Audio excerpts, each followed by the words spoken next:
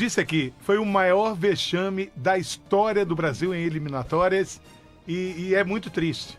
O Brasil não levava 3 gols assim no primeiro tempo desde o 7-1. É verdade, é verdade. E o pior é assim, né? Não é você perder da Argentina de 4-1, que é ruim, né? Mas não tem vontade. O pior é você não ver o mínimo ânimo em campo, né? E o Rafinha, cadê o Rafinha? Diga pro Romário. Que ia fazer, ia acontecer, que ia pra cima, ia fazer... Não apareceu em campo. Eu vi o Rafinha 3 vezes em campo, João. E reclamando, brigando com o goleiro. Uma no lance que ele sofreu a falta e foi pra cima do cara ali, que foi o único lance ali que ele deu uma peitada no cara e aí surgiu a confusão no primeiro tempo. Um outro lance numa cobrança de falta que ele fez no primeiro tempo e um outro lance numa cobrança de falta que ele fez no segundo, que a bola bateu no travessão. Né? Que ele cobra muito bem falta. E ele apareceu em 2 discussões. Ela foi provocado pelo goleiro e por um zagueiro. Mas jogar mesmo? Nada. Com a bola rolando? Não, o único jogador que merece uma nota maior do que 1,5 é o Matheus Cunha. Jogou, nota fez, 4, né? é o único. E o gol do Brasil foi um gol achado. Falha do Romero. Num erro do Romero, o jogador da Argentina, o defensor da Argentina. Então, se você for considerar o que jogou o futebol brasileiro, aliás, não vem jogando há muito tempo. Não, péssima.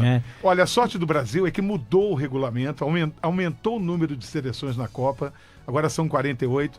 Se fossem apenas 32, como foi até 2022, o Brasil corria o risco de não se classificar para a Copa. Ou ir para a repescagem, como era antigamente, o 5º lugar ia para a repescagem. Hoje ele está em 5º. Hoje o 6º lugar já se classifica. O 7º é que vai para a repescagem. Então, quer dizer... por isso que ele vai.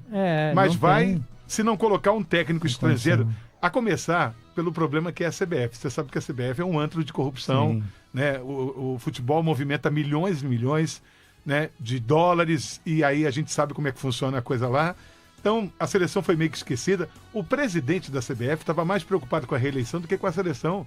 Largou a seleção sozinha lá na Argentina para ser reeleito aqui. É verdade. Né? O Gilmar Mendes, que foi o culpado, ele tinha sido afastado, o presidente da CBF. Afastado por irregularidades.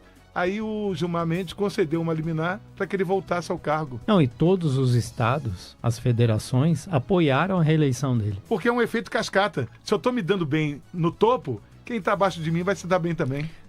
O que eu acho em relação aos jogadores do Brasil, assim, eles falam que eles têm vontade, que eles amam a camisa da seleção, que eles querem jogar, mas eles não demonstram isso em campo. É uma realidade, já vem faz tempo, porque antigamente, João, a gente via que a seleção, ela tinha o orgulho nacional do brasileiro, era para o jogador, era algo fantástico ele jogar na seleção brasileira, certo? E era uma vitrine enorme, porque muitos jogadores, após jogar na seleção brasileira, é que eles eram comprados por clubes de fora para jogar na Europa. Hoje, a maioria já joga na Europa antes de ir para a seleção. E a seleção virou uma vitrine da Europa, porque os jogadores hoje, a maioria, são convocados não porque eles são os melhores, mas porque eles jogam na Europa.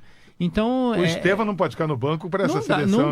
Não tem como. O que vem jogando o garoto não dá para ele ficar no banco. O Endrick mesmo poderia estar em campo desde o começo. O Rodrigo sumiu, não jogou nada. Em jogo grande, esses caras somem. Entendeu? Eles jogam uma enormidade no clube deles, mas na seleção, em jogo grande, eles somem. O Vinícius Júnior, o que fez o Vinícius Júnior o jogo inteiro? Nada, só joga em clube. Ou 2 lances ali, quando ele foi provocado, aí ele foi pra cima, driblou 3 lá, mostrando que ele tem grande capacidade de jogar futebol, mas, apertaram o adversário, apertaram a saída de bola, arrumaram o meio campo ali, ganharam o meio campo, não fizeram nada. Então, é técnico e também a atitude do jogador. Olha, eu faria o seguinte, vai ter outra data FIFA em junho. Eu deixaria, o Dorival não tem a menor capacidade de treinar a seleção brasileira, não tem a menor. A gente percebe que ele respeita os jogadores que jogam na Europa. Então eu faria o seguinte, eu deixaria o Dorival, porque o Brasil vai à Copa de qualquer maneira. Ele vai porque, né, são 10 seleções e pelo menos 8 vão disputar a Copa. Mas eu já ia trabalhando a contratação de um grande nome estrangeiro. Porque não é assim tão fácil contratar um técnico estrangeiro. Mas você tem o Ancelotti, você tem o Guardiola, você tem o Jorge Jesus. De repente, eu não gosto da pessoa, mas de repente, o Abel Ferreira... Você citou um nome aí, João, que é o Guardiola, já não está tão bem no City como estava no ano passado, por exemplo. Essa temporada do City não é tão boa. Não sei, de repente, quem sabe. É um sonho muito alto, será? É um excelente treinador. Eu não concordo com os técnicos brasileiros quando diz que o técnico da seleção brasileira tem que ser brasileiro, Acabou, não tem. Porque é o seguinte, se a gente tivesse um grande técnico brasileiro hoje arrebentando, aí você fala assim, pô, legal. Mas o principal técnico do Brasil hoje é o português, é o Abel Ferreira. É o principal técnico do Brasil. E o segundo era o Arthur Jorge. Então, que é outro português. Não é?